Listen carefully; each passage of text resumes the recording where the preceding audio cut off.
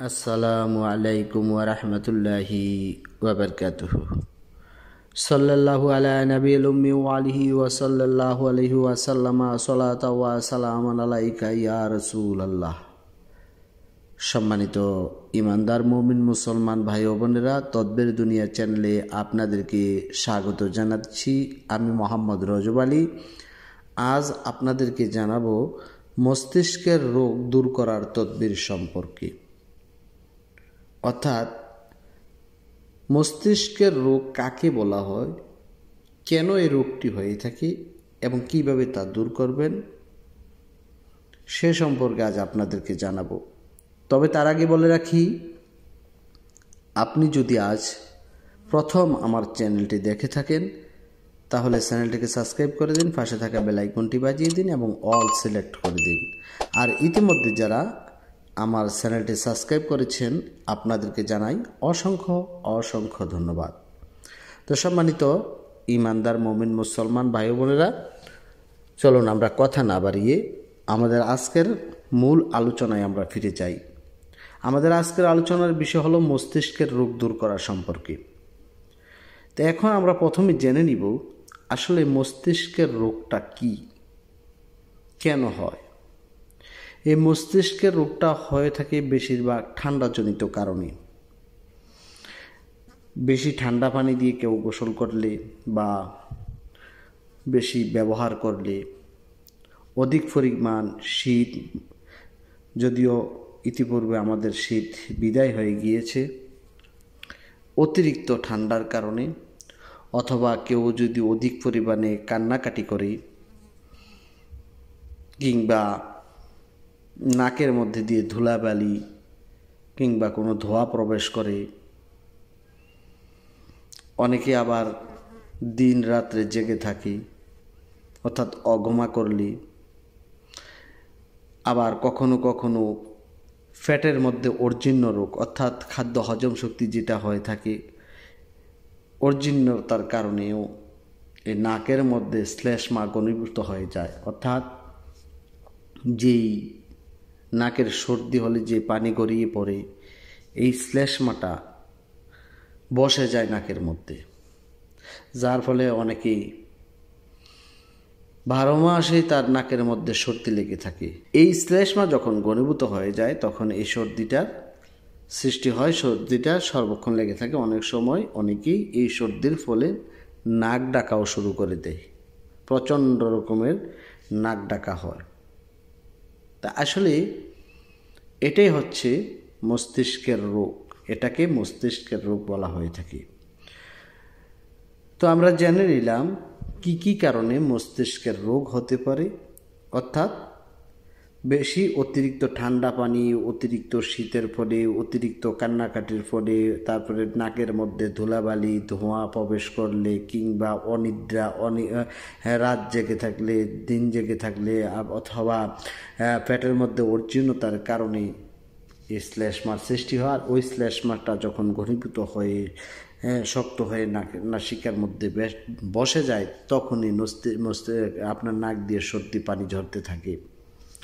এইগুলা হলো প্রাথমিক লক্ষণ। এই লক্ষণগুলো দেখা দিলে দেখা যায় যে মাথা ভার হয়ে যায়, শরীর রোমাঞ্চিত হয়, মুখ দিয়ে নাক দিয়ে পানির মতো ঝরতে থাকে।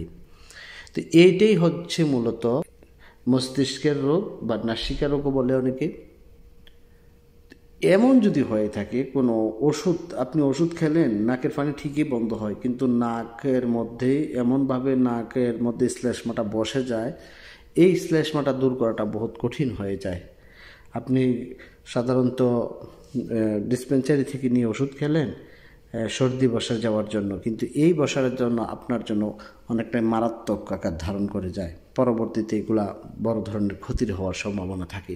তো কাজেই আপনাকে যে কাজটি করবে, মহান আল্লাহ পাক রব্বুল আলামিনের উপরে পূর্ণ আস্থা বিশ্বাস রেখে আপনাকে যে কাজটি করতে হবে, এই রোগটা দূর করার জন্য আপনি কিছু পরিমাণ সরিষার তেল সংগ্রহ করবেন।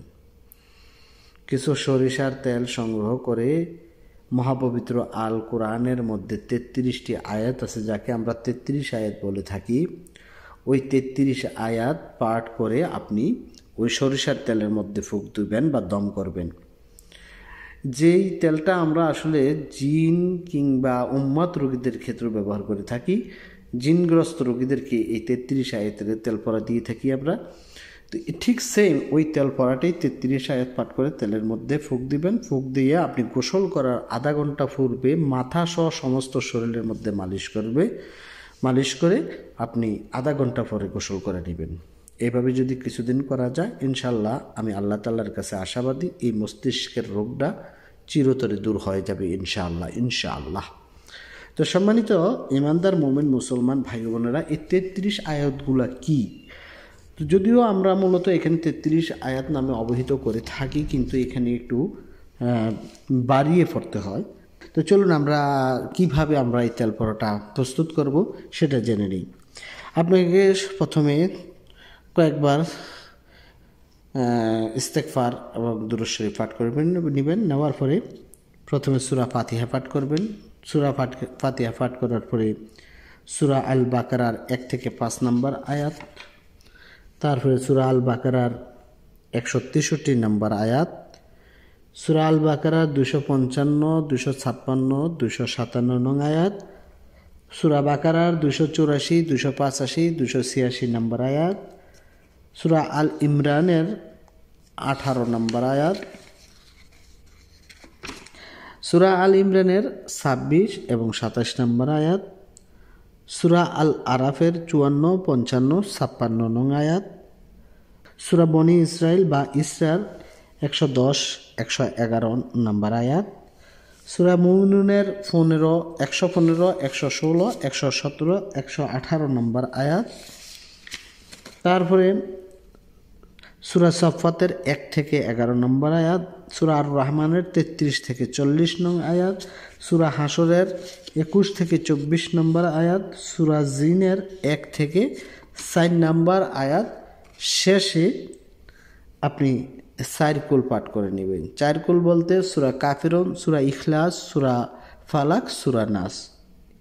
এইভাবে আপনি 33টি আয়াত পাঠ করে নেবেন। যদিও এখানে কিছু বেশি রয়েছে আয়াতগুলো, যেগুলো আমরা নিজেরা সব সময় সর্বদা আমল করে থাকি, সেই আমলগুলাই আপনাদেরকে দিলাম। অর্থাৎ 33 আয়াতের যেই আমি তো বললাম যে 33 আয়াতের বাহিরেও কিছু কয়েকটি আয়াত রয়েছে, এই আয়াতগুলো আপনারা পাঠ করবেন, যেগুলো আপনাদেরকে দিয়েছি এবং স্ক্রিনে আপনারা দেখতে পাচ্ছেন, আমি একটি লিখে দিয়েছি। এই আয়াতগুলো আপনারা ওই তেলের মধ্যে পাঠ করে ওই তেলটা সমস্ত শরীরে ব্যবহার করবেন এবং মাথায় ব্যবহার করবেন গোসলের আধা ঘন্টা পূর্বে। আধা ঘন্টা পর আপনি গোসল করে নেন, পরিষ্কার হয়ে নেন। এইভাবে যদি আপনি কয়েকদিন করতে পারেন, আমি আল্লাহ তাআলার কাছে আশাবাদী এই মস্তিষ্কের রোগটা চিরতরে দূর হয়ে যাবে ইনশাআল্লাহ। তো এই ছিল আজকের মতন। পরবর্তী সময়ে অন্য কোনো বিষয় নিয়ে আসবো। সে পর্যন্ত ভালো থাকুন, সুস্থ থাকুন। আসসালামু আলাইকুম ওয়া রাহমাতুল্লাহি ওয়া বারাকাতুহু।